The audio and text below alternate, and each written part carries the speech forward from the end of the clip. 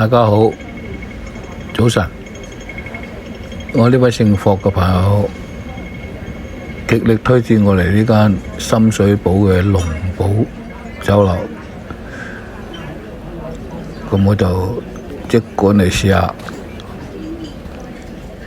一入去都感覺唔錯，一路直入搞到原來呢度呢分咗幾個區嘅，大家嚟飲茶嘅話就要小心啲啦。出邊可以搭台，再入呢度係唔可以搭台，不過又最少2位，比較複雜啲。咁啱我又碰到一個偷懶嘅姐姐喺度同人哋傾偈，咁啊大聲，我話一位就唔可以坐呢度。好咗後來呢有位哥哥，好聲氣，叫咗我坐咗落嚟，冇問題。好啦，唔好講佢啦。講下呢度呢間酒樓先。啲點心呢27個8，就點心拼盤。又另外有呢個，大家睇下啦。又有啲咩翡翠叉燒腸16個8。講下，我叫咗個2碟嘢嚟咗。首先就嚟咗個雞腳，藥膳雞腳。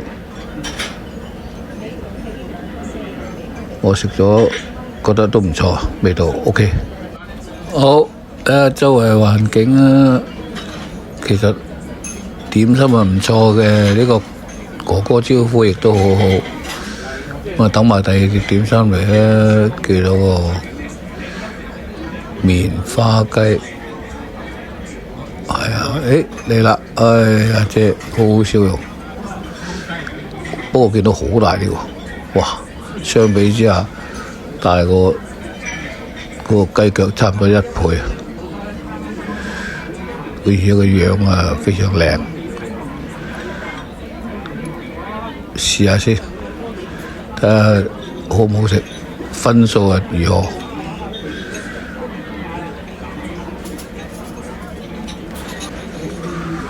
試咗，唔錯。雖然食唔晒，唔係因為佢唔好食，係因為我太飽啫。搞掂食完，埋單走人。總括嚟講，呢度個分數，如果食物嚟講，應該都有80分以上啦。價錢好似係都係咁上下，50幾蚊。今日就匆忙啲，大家不妨嚟龍寶試下。多謝大家。